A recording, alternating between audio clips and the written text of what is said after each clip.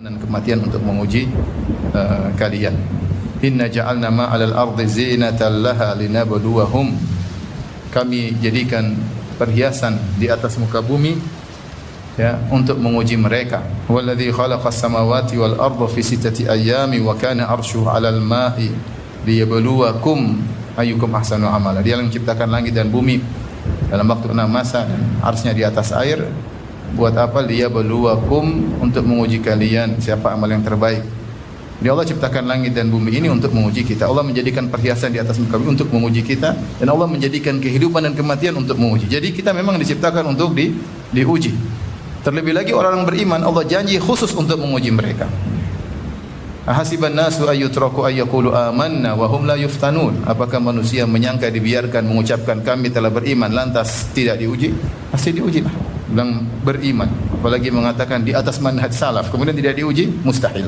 Pasti diuji. Walau qad fatanna alladhina min qablihim fala ya'lamanna Allahu alladhina shadaqu wa la ya'lamanna al-kadhibin.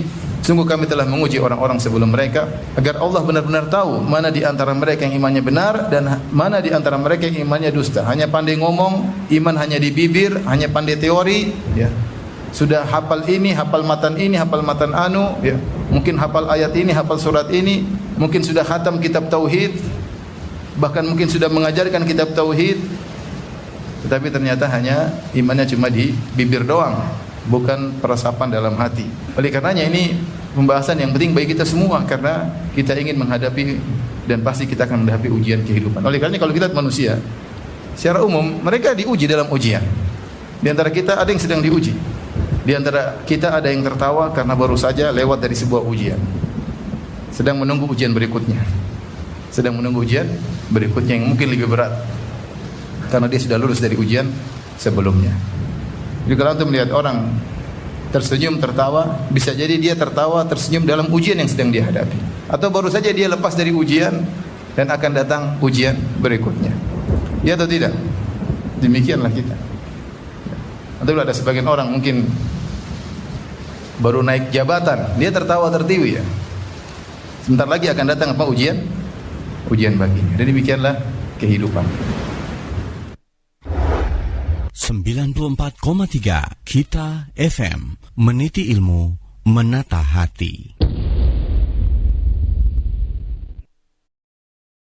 Di lawah indah Al-Quran. 94,3 Kita FM, meniti ilmu, menata hati.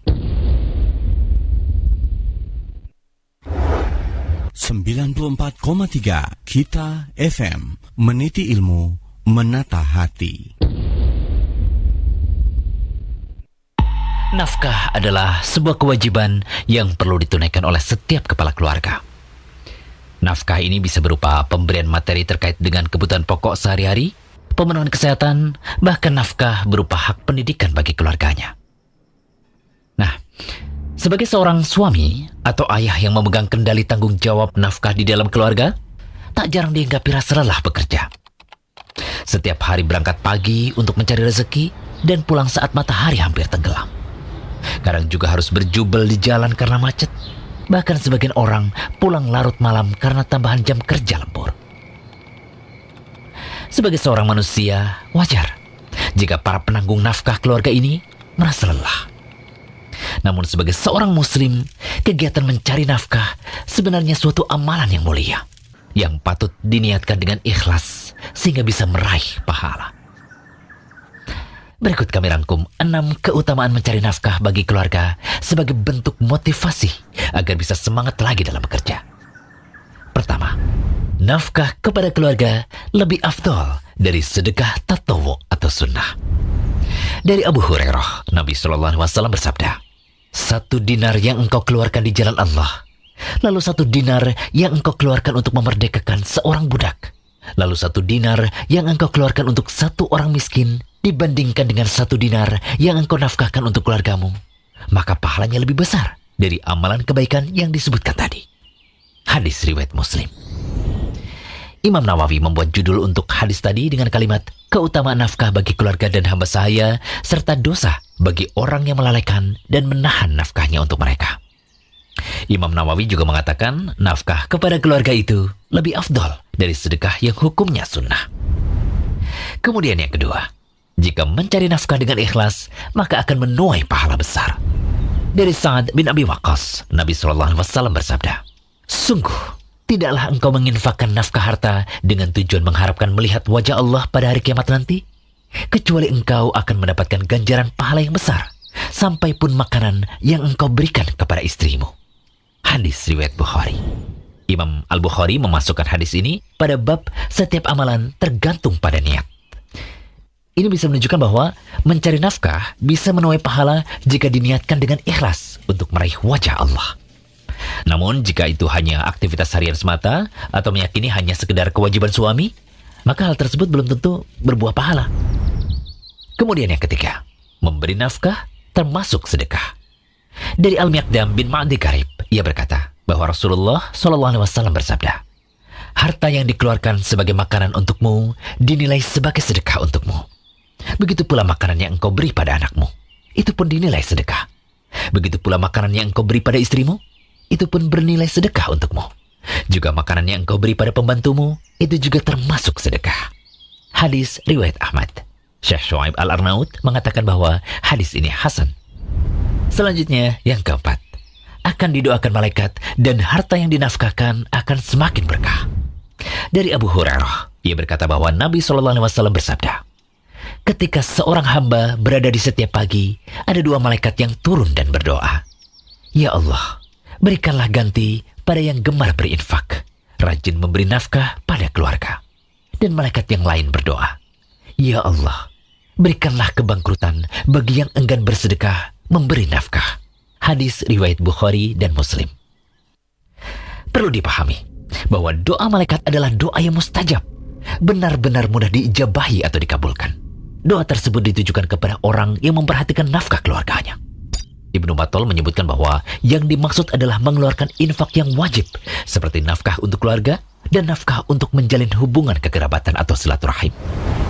Siapa yang memberi nafkah pada keluarga dan kerabat, serta rajin pula mengeluarkan sedekah sunnah, maka malaikat akan mendoakan supaya orang tersebut mendapat ganti dari harta yang ia sedekahkan tadi.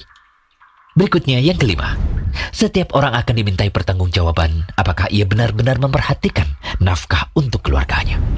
Dari Anas bin Malik, Rasulullah SAW bersabda, "Allah akan bertanya pada setiap pemimpin atas apa yang ia pimpin." Hadis riwayat Tirmidzi. Syekh Albani mengatakan bahwa hadis ini sahih. Dalam riwayat Ibnu Hibban disebutkan, Allah akan bertanya pada setiap pemimpin atas apa yang ia pimpin, apakah ia memperhatikan atau melalaikannya. Hadis riwayat Ibnu Hibban. Syekh Shu'aib Al-Arnaud mengatakan bahwa sanad hadis ini sahih. Dan yang terakhir yang keenam, memperhatikan nafkah keluarga akan mendapat penghalang dari siksa neraka. Adi bin Hatim berkata, "Selamatkanlah diri kalian dari neraka walau hanya melalui sedekah dengan sebelah kurma." Hadis riwayat Bukhari. Aisyah radhiyallahu anha berkata, "Ada seorang ibu bersama dua putrinya menemuiku meminta makanan. Akan tetapi ia tidak mendapati sedikit makanan pun yang ada padaku, kecuali sebutir kurma. Maka aku pun memberikan kurma tersebut kepadanya. Lalu ia membagi sebutir kurma tersebut untuk kedua putrinya.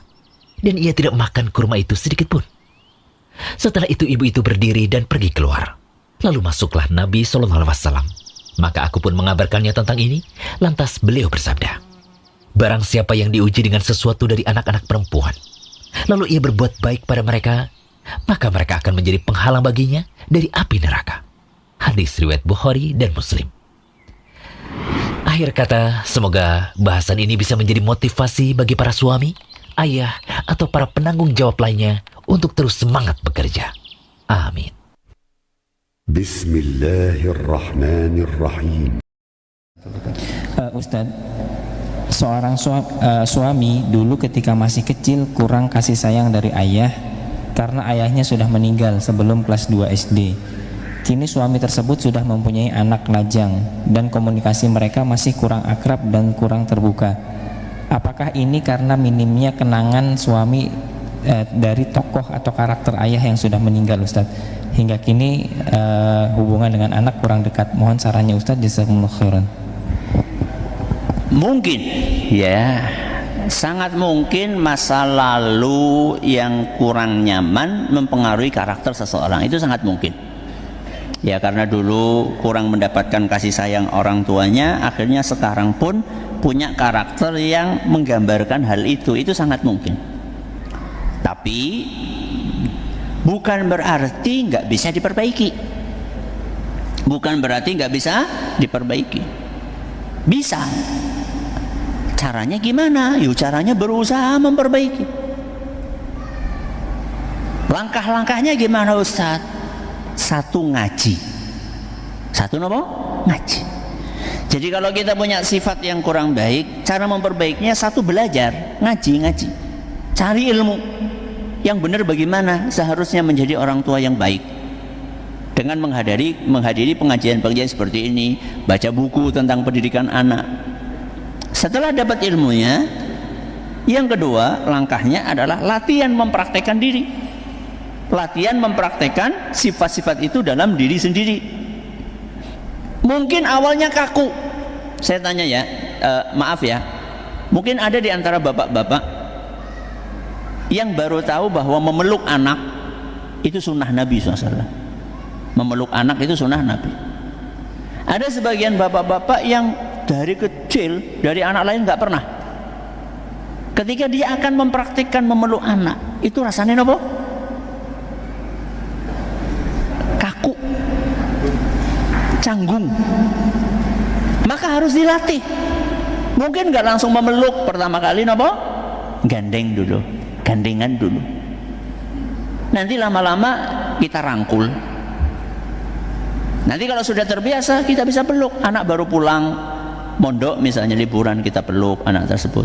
Awalnya canggung, tapi itu bukan alasan untuk tidak melatih.